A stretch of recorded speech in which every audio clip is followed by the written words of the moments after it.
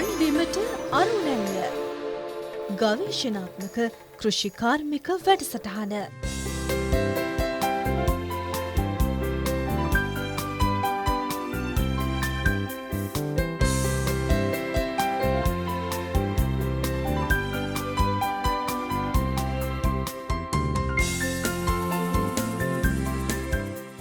හරිත වර්ණයෙන් පිරුණු හෙට දවසක් උදෙසා කෘෂිකර්මාන්තයේ හෙට දවසට අවශ්‍ය කරුණු කාරණා රැසක් අද දවසේ ඔබට ගෙන එන්න සූදානම් රන් බිමට අරුණැල්ලේ.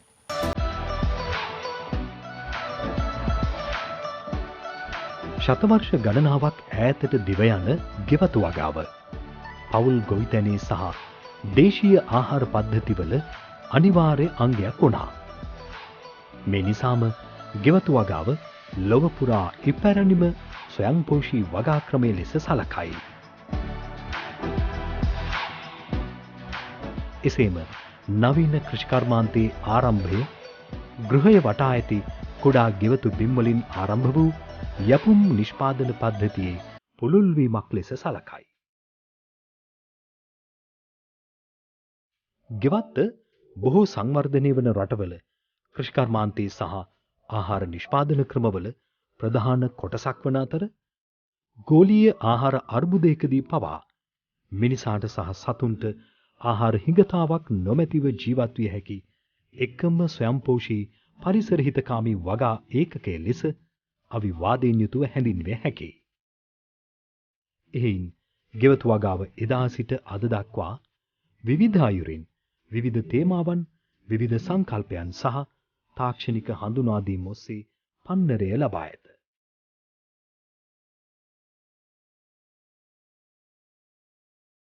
ඔබට වැටහෙන්නේ නැති ගෙවත්තේ තියෙන වටිනාකම සම්බන්ධයෙන්. ශ්‍රී ලංකාවේ විතරක් නෙමෙයි අද ගෝලීයවත් ගෙවත්තට තියෙන විශාල ඉල්ලුමක්. ගෙවතු ඒකකයකින් ශ්‍රී ලංකාව විතරක් නෙමෙයි ගෝලීයවත් ජනතාව ඉතාමත් ඵල ප්‍රයෝජන ලබා ගන්නවා. ඉතින් අපි කවුරුත් කැමති සෞඛ්‍ය සම්පන්නව නිරෝගීව ජීවත් වෙන්න. ඉතින් ඒ සඳහා අපි හැමතිස්සෙම හොයන්නේ වස විසෙන් තොර නැවුම් පිරිසිදු පෝෂ්‍යදායී ආහාරය. ඉතින් ඒ පිරිසිදු වස විසෙන් තොර නැවුම් එළවලුවක් පළතුරක් පෝෂ්‍යදායී ආහාරයක් ඔබට ලබා ගන්නවා නම් ඒ ලබා ගන්න තියෙන එකම තැනයි. දැන් ඔබට ප්‍රශ්නයක් ඇති මොකක්ද මේ තැන කියලා. ඒ වෙන කොහොමවත් නෙමෙයි අපේ ගෙවත්ත. ගෙවත්ත. ගෙදරින් එළියට බහිද්දී අප පාතබන මිල කළ නොහැකි බිම් කඩයි. අප ජීවත් වන නිවස වටා ඇති සීමිත පරිසරය ගෙවත්තයි. ප්‍රමාණින් කුඩා වුවත් ඉඩකඩින් සීමිත වුණත් ගෙවත්ත තුල පවතින ජීවි විවිධත්වය ඉතා ඉහළයි. අපට තියෙන සීමිත ඉඩක් සීමිත සම්පත් ප්‍රමාණයක් වුවත් ගෙවත්තක් පිහිටුවන්න ගෙවත්තක් ආරම්භ කරන්න පවත්වාගෙන යන්න වගේම අපේක්ෂිත ප්‍රතිඵල ලබා ගන්න ඒ බාධාවක් නොවේ.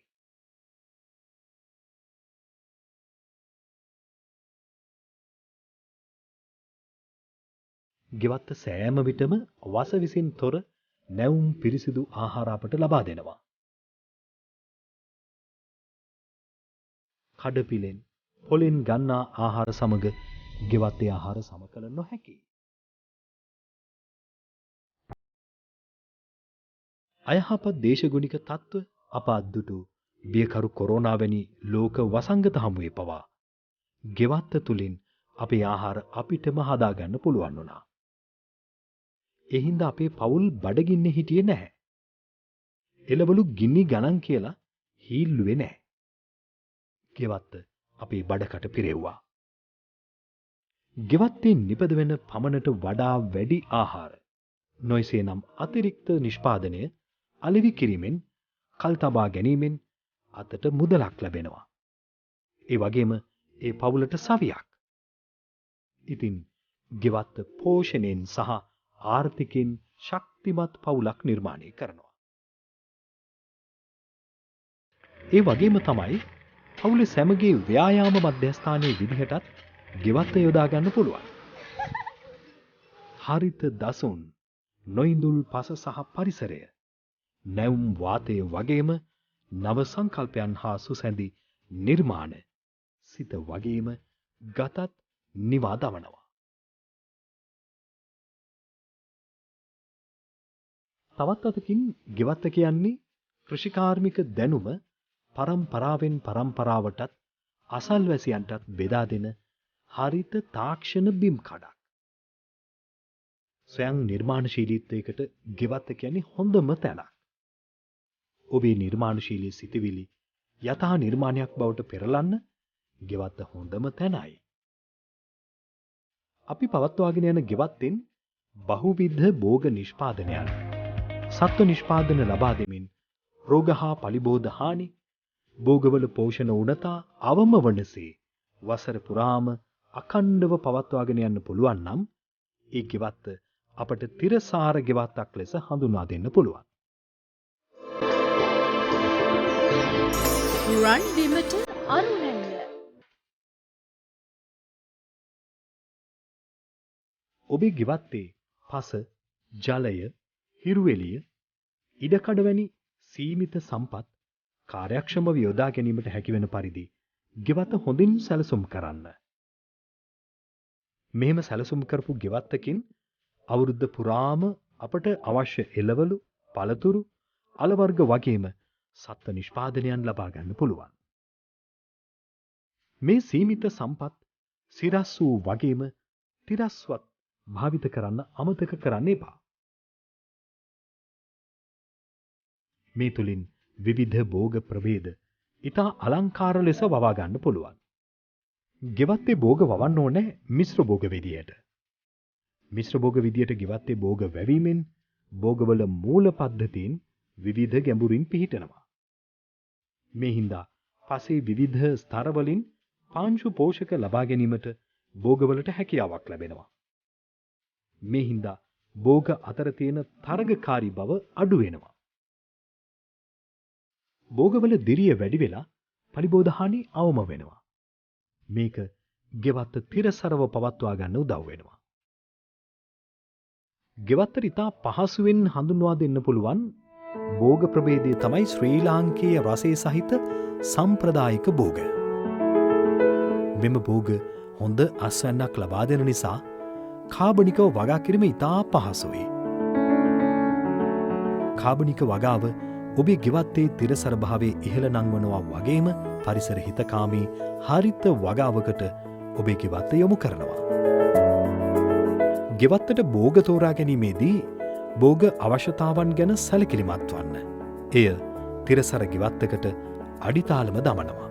භෝග වර්ධනයට අවැසි ඉඩකඩ ප්‍රමාණය, පසේ තත්ත්වය, හිරුවෙලිය වැටෙන දිශාව, ජලයේ ගලා බසින දිශාවන්, ඒ වගේම භූමියේ ආනතිය, පාංශු කාදනය ආදිය ගැන සිතා බලා ගෙවත්ත සැකසීම තුළින් තිරසර ගෙවත්තක් සකසා ගැනීමට ඔබට පුළුවන්. පහතරට කලාපයේ ගෙවතු ඇරඹීමේදී වර්ෂා කාලය මගහරින්න. ඒ සඳහා යෝග්‍ය භෝග තෝරා ගන්න. වර්ෂාපතනයේ අඩු වේලි ප්‍රදේශවල අඩු ජලතත්ත්ව ප්‍රිය කරන භෝග තෝරගන්න. මැදරට සහ උඩරට ප්‍රදේශවලට ගෙවතු සඳහා සුදුසු භෝග තෝරා ගන්න පුළුවන්. ගෙවත්තේ ජල බැස්ම දුර්වල ස්ථානවල ජලයට ප්‍රිය කරන භෝග සිටුවන්න. ගෙඩි හට ගන්නා එළවලු, පළතුරු හොඳින් අවුව වැටෙන ස්ථානවල වගා කරන්න. ඉඩකඩ අඩු ගෙවතු සඳහා අවකාශයේ භාවිත කර භෝග වගා කරන්න. එළවලු සහ පළතුරු භෝග වවන්න හොඳින් ජලයේ බැස යන කාබනික ද්‍රව්‍ය අඩංගු පසක් භාවිත කරන්න. පසේ කාබනික සංයුතිය අඩු නම් කාබනික පොහොර යොදන්න. ගෙවත්තේ පස, ගල්, බොරලු සහිත හෝ නිසරු නම් භෝග වර්ග බඳුන් හෝ මළුවල වගා කර එම ස්ථානවල තබන්න. පසට කාබනික ද්‍රව්‍ය එකතු කිරීම මගින් පසේ ජලය රඳවා ගැනීම ඉහළ නංවයි. පාංශු පෝෂකත්වය ඉහළ නංවනවා. එබැවින් ජලහිග තත්ත්වවලදී භෝග වගාව සඳහා ඔබේ ගෙවත්ත සාර්ථකව භාවිත කළ හැකි. සමහර ගෙවතුවල පසේ ජලය රඳවා ගැනීම වැඩි. එවිට කානු දමා උස් පාත්ති සාදා භෝග වගා කරන්න පුළුවන්.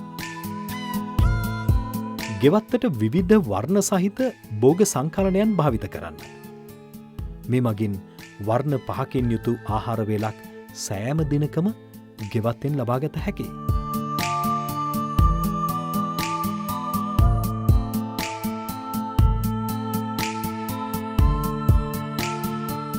ගෙවත්තට එළවලු භෝග තේරීමේදී මතු කියවෙන කරුණු කෙරෙහි අවධානය යොමු කරන්න. ඔබේ ප්‍රදේශයට දේශගුණිකව ගැලපෙන එළවලු වර්ග තෝරාගන්න. ගෙවත්ත පිහිටි ගෙවතු බිමට ගැලපෙන සහ පවතින ඉඩකඩට ගැලපෙන පහසුවෙන් වගා කළ හැකි ලෙඩරෝගවලට ඔරොත්තු දීමේ හැකියාව ඇති පෝෂණ විවිධත්වයක් සහිත නඩත්තු කටයුතු පහසු වැඩි කාලයක් අස්වනු ලබාගත හැකි භෝග තෝරාගන්න. ගෙවතු වගාව ප්‍රධාන වශයෙන්ම කාබනික පොහොර මුල් කරගෙන සිදුවන බැවින් කාබනික පොහොර ඒකකයක් පවත්වාගෙන යාම වැදගත් වේ. කාබනික පොහොර සහ කාබනික දියර පොහොර ඔබේ ගෙවත්ත පරිසර හිතකාමී ගෙවත්තක් බවට පත් කරයි. තිරසර ගෙවත්තක් අඛණ්ඩව වගාවක් ලෙස පවත්වාගෙන යාම සඳහා තවන් ඒකකයක් පවත්වාගෙන යාම ඉතා වැදගත්. ගෙදරින්ම සපයාගත හැකි තවාන් බඳුන් ඔබට මේ සඳහා භාවිත කළ හැකි. මීමැසි පාලන ඒකකයක් වෙනත් භෝග මෙන්ම සත්ව නිෂ්පාදන ඒකකයක් ගෙවත්ත තුළ ස්ථාපිත කර පවත්වාගෙන යාමෙන් සම්පත් ඒකාබද්ධව කළමනාකරණය කරන පරිසර හිතකාමී තිරසර ගෙවත්තක් නිර්මාණය කරගන්න ඔබට හැකියාව ලැබෙනවා.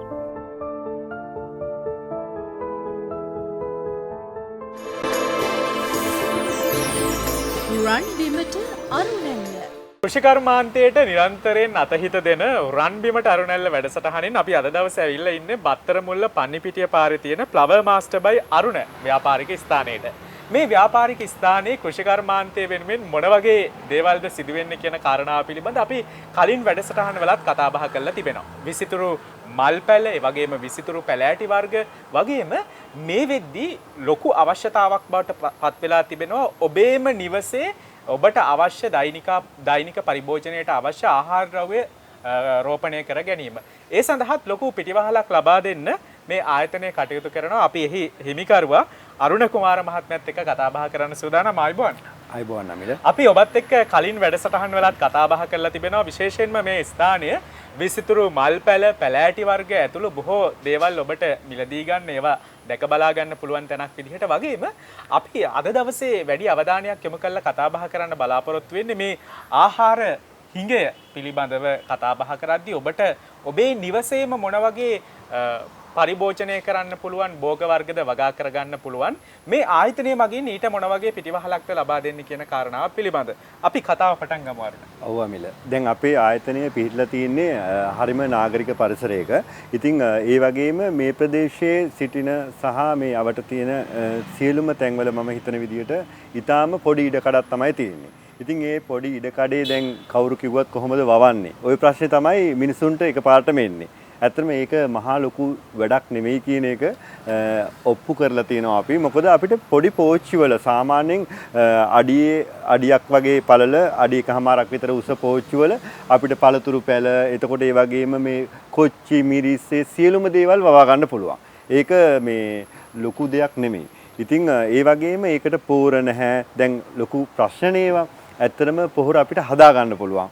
ඒ කියන්නේ ගෙදරම හදා ගන්න පුළුවන්, නැත්නම් හදන තැනකින් අපිට ගන්න පුළුවන් කාබනික පොහොර. ඉතින් ඒවත් එක්ක එකතු වෙලා අපිට මේක මේ ගෙදර ඊටාම සරුසාර ගෙවත්තක් විදියට තියෙන පුංචි ඉඩේ බැල්කනිස් වල අපිට වවන්න පුළුවන්.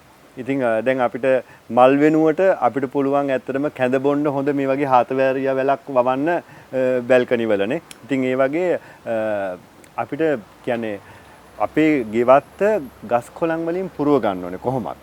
ඒ කියන්නේ මල් ගස් වලට අමතරව පළතුරු පැල, ඒ වගේම එළවලු පැල, මිරිස්, කොච්චි සියලුම දේවල් අපිට ඊටාම ලස්සනට වවා ගන්න පුළුවන් අවිල.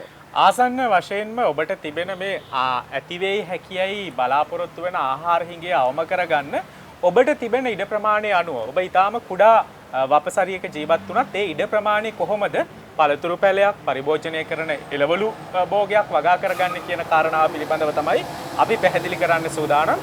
ඔබට පුළුවන්කම තිබෙනවා ෆ්ලවර් මාස්ටර් බයි අරුණ මේ ආයතනයට පැමිණියොත් ඉතා කෙටි කාලයක් තුල ඵලදාව ලබා ගන්න විදිහට කොහොමද මිරිස් පැලයක් වම්බටු පැලයක් මේ වගේ එළවලු භෝග ඒ වගේම පළතුරු භෝග වගා කරගන්න කියන කාරණාව දැනගන්න. අරුණ මොන වගේ පැල වර්ගද මෙහි තියෙන්නේ? ඔව් අමිල මෙහි දැන් ඔය එළවලු පැල ගත්තාම හැම වර්ගයක්ම වගේ ගන්න පුළුවන්. ඒවා ඊටාම අඩු මුදලකට අපි දෙන්න සූදානම් කරලා තියෙනවා. කියන්නේ තවන් වශයෙන් කියන්නේ පැල ගොඩක් තියෙන පොඩි බඳුන් වශයෙන්. එතකොට ඒ වගේම මේ දීර්ඝ කාලිනව පවතින පළතුරු පැල ඔයගලන්ට ලබා ගන්න පුළුවන්. එතකොට ඒ දේවල් හදා ගන්න විදිය ඊටාම සරල විදියට හදා ගන්න ක්‍රමවේදයන් අපි ඒ පැල ගන්න අවස්ථාවේ පැලෙන් පැලේට ආවේනික ක්‍රම තියෙනවා. ඒ ටික අපි කියලා දෙන්න සූදානම්. ඇත්තටම මේ අපේ ගෙවත්තට අවුව වැටෙන තැන් මොනවද කියලා අපි අඳුර ගන්න ඕනේ. හොඳටම අවු වෙන තැන්. එතකොට ඒ තැන් වල තමයි අපි ගොඩක් වෙලාවට ඔය පළදාව දරන ගස් වවන්න ඕනේ. ඉතින් අපිට ටිකක් ෂේඩ් එක හෙවන තියෙන තැන් වල අපිට වවන්න පුළුවන් පලා වර්ග ඒ වගේ දේවල් අපිට ගොඩක් තද අවුවම අවශ්‍ය වෙන්නේ නැහැ. කියන්නේ gedara වවනකොට. ඒක මේ ව්‍යාපාරිකව වවද්දි නෙමෙයි මම මේ කතා කරන්නේ. අපිට සුළු වශයෙන් අපේ gedara පාවිච්චියට ගන්න ඇත්තටම හොඳටම ප්‍රමාණවත් දැන් මිරිස් ගස් ගත්තොත් 3-4 තිබුණොත් හොඳටම ඇති. ඒ වගේම මොකද අපිත් වවනවා. ඒ නිසා දන්නේ. ඉතින් ඒතර වම්බටු, මිරිස්, තලන බටු ඒ වගේ දේවල් හොඳම හරිම ලේසියෙන් අපිට වවන්න පුළුවන්. අපි මේක ඇත්තටම මේ අපේ ජීවිතේ එක කොටසක් කරගත යුතුයි කියලා මම හිතන්නේ. මේ ආහාර හිඟියේ නිසාම නෙමෙයි. අපි ඇත්තටම මේකට ආදරය කරොත් අපේ ජීවිතේ මං හිතන්නේ හරිම සක්සස් වෙනවා. මොකද ගස් කොළන් වලට ආදරේ මිනිස්සු හරිම නිරෝගීමත්ව ජීවත් වෙන්න පුළුවන් කියන එක ප්‍රායෝගිකව දන්න කෙනෙක් මම. ඒ නිසා මේ කිසිම දවසක කිසිම අකටයුත්තක් වෙන්නේ නැහැ තමන්ගේ ජීවිතේට අපි ගස් කොළන් වලට ආදරෙන් ඉන්නවනම්. ඉතින් ඒක අපිට එළවලු පැලේද මල් පැලේද කියන එක විශේෂ නැහැ. නමුත් අපිට එළවලු පැල වලට මූලික තැනක් දීලා වැඩ කරන්න පුළුවන් නම් මම හිතන්නේ අපේ බඩගින්නට හොඳ විසඳුමක් වෙයි. අනෙක් පාර්ශවයන්ට මැසිවිලි නගනග ඉන්නවට වඩා ඔබට තිබෙන පුංචි ඉඩ ප්‍රමාණය වුණත් ඔබට පුළුවන් ඔබේ දෛනික පරිභෝජනයට අවශ්‍ය දේවල් වගා කරගන්න බඳුන්ගත වගාවක් විදිහට වුණත් නැත්නම් කෙටි කාලීනව ඵලදාව ලැබෙන වගාවක් විදිහට මේ දේවල් කරන්න පුළුවන්. ඊට අතහිත දෙන අය නැහැ කියලානේ ඔබ නිරන්තරයෙන් කියන්නේ. රන්බීමට අරුණැල්ල වැඩසටහනින් අපි නිරන්තරයෙන් අතහිත ලබා දෙනවා. කොහොමද ඒ සඳහා ඔබ යොමු වෙන්න ඕන කියලා සහ ඒ වෙනුවෙන් යොමු විය යුතු ආයතනයකට තමයි මේ ඇවිල්ලා ඉන්නේ ෆ්ලවර් මාස්ටර් බයි අරුණ. ඔබට සඳහන් කළා ඔබට දෛනික පරිභෝජනයට අවශ්‍ය වන එළවලු වර්ග, ඒ වගේම මිරිස්, කොච්චි, ඒ වගේම තමයි පළතුරු වර්ග. මේ දේශීය කෘෂිකාර්මික සංස්කෘතියත් එක්ක එන පළතුරු භෝග, එළවලු භෝග කොහොමද කෙටි කාලයක් තුල වගා කරගන්නේ, ඵලදාව ලබා ගන්න කියන කාරණාව තමයි අපි කියලා දෙන්න සූදානම්. අරුණ කොහොමද පාරිභෝගිකයන්ගේ තිබෙන ඉල්ලුම මේ දවස්වල? ඔව් දැන් ඇත්තටම සෑහෙන ඉල්ලුමක් තියෙනවා පළතුරු එළවලු පැලවලට.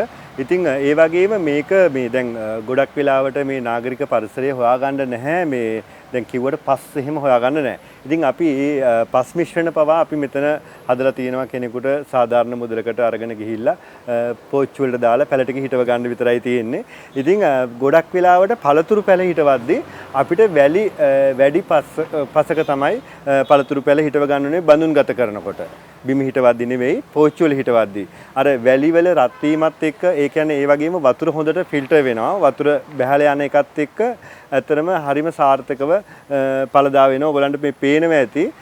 මෙතන තියෙනවා උගුර ඇස්ස ගහක්. මේකේ හරි ලස්සනට මේ බර වෙලා තියෙනවා ගෙඩි වලින්. ඉතින් මේක මේ කුඩා පෝච්චි එක තමයි වවලා තියෙන්නේ. එතකොට අපිට පොඩි ඉඩක මේ වගේ වර්ග දැන් විශාල ප්‍රමාණයක් ඒ කියන්නේ බැල්කනිස් දෙකේ එහෙම අපිට වවන්න පුළුවන්.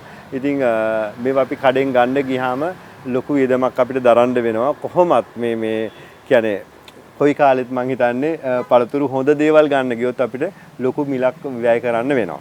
තිබේයයි අපි තුල බියක් තිබෙන ආහාර හිඟේ අවම කරගන්න ඔබටත් මෙවැනි එක දෙයක් හරි වගා කරගන්න පුළුවන් නම් තමන්ගේ ඉඩකඩ ඉතාමත් වටිනවා. අරුණ අපි දකිනවා දැන් මිරිස් වර්ග බැලුවොත් කොච්චි වර්ග බැලුවොත් විවිධ ප්‍රභේදයන් තිබෙනවා මේ ආයතනය තුළ පැල වර්ග විදිහට ලබා ගන්න පුළුවන්. අපි ටිකක් ඒ වර්ග සඳහන් කරමු. ඔව් මේ මෙතන තියෙන්නේ මේ ඉඟුරු පැල. දැන් අපිට තේ එකක් බොනකොට ඉඟුරු කෑල්ලක් දාලා තේ එකක් බොද්දි ඒක මාර වෙනසක් තියෙනවා. ඉතින් අපිට බඳුනක මේ ඉඟුරු පැල අරගෙන වබා ගන්න පුළුවන්. ඉතින් එතකොට මේක මේ ලොකු වැඩක් නෙමෙයි. කියන්නේ පස් නිකන් මේකට ගන්න ඕනේ මැටි පස, normal පස් එක. ඒ පස් කොටස් තුනකට ගොම කොටස් එකක්, කොළරොඩු දිරපු කොටස් එකක්. අපිට කලවම් කරලා මේක හිටවන්න පුළුවන්. ඇත්තටම මේ හරිම ක්‍රමේ ඔය පස් මිශ්‍රණය හදලා ඉවර වෙලා දැන් අපි කරන විදිය එක එක කෙනාගේ ක්‍රම වෙනස්. කොළරොඩු අපි එක උඩින් දාලා පුච්චන්න ඕනේ. පස් ටික.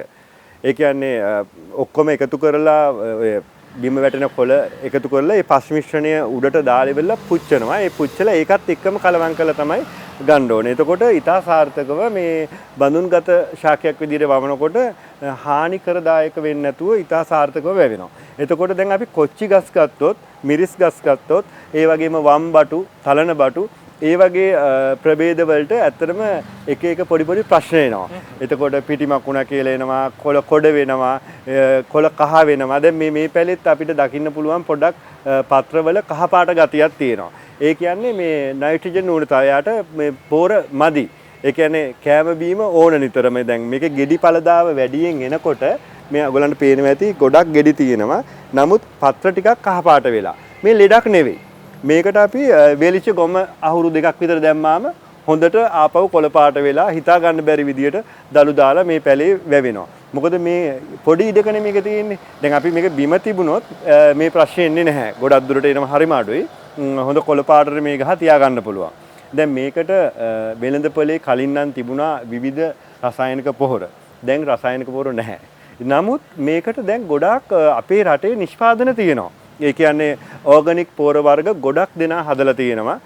ඉතින් අපිට ෆිෂ් ටොනික් වර්ග, එතකොට ඒ වගේම එක එක ක්‍රම වලට හදපු කොම්පෝස් වර්ග ගොඩක් මේවට දාන්න ගන්න පුළුවන්. ඉතින් ඒවෙන් මං හිතන්නේ ඉතා සාර්ථකව මේ වගාව කරගන්න පුළුවන්. ඇත්තටම මේ කාලවකවානුව ඉතාමත් වටිනවා. ඔබ නිවසට වෙලා ඉන්නේ නැතුව ඔබට තිබෙන සීමිත ඉඩකඩ උනත් ඔබතුමා සඳහන් කළා වගේ අර හොඳ සැකස්මක් එක්ක ඔළුවේ තියාගෙන මේ දේවල් කරනවා නම් ඔබට හොඳ සාර්ථකත්වයක් ලබා ගන්න පුළුවන්. අපි බෙහෙවින්ම ස්තුතිවන්ත වෙනවා ප්ලව මාස්ටර් බයි අරුණ මේ ව්‍යාපාරික ස්ථානයේ වෙනුවෙන් එහි හිමිකරුවා අරුණ කුමාර මහත්මයා මේ වටිනා තොරතුරු අපිත් එක්ක බෙදා හදා ගැනීම වෙනුවෙන්.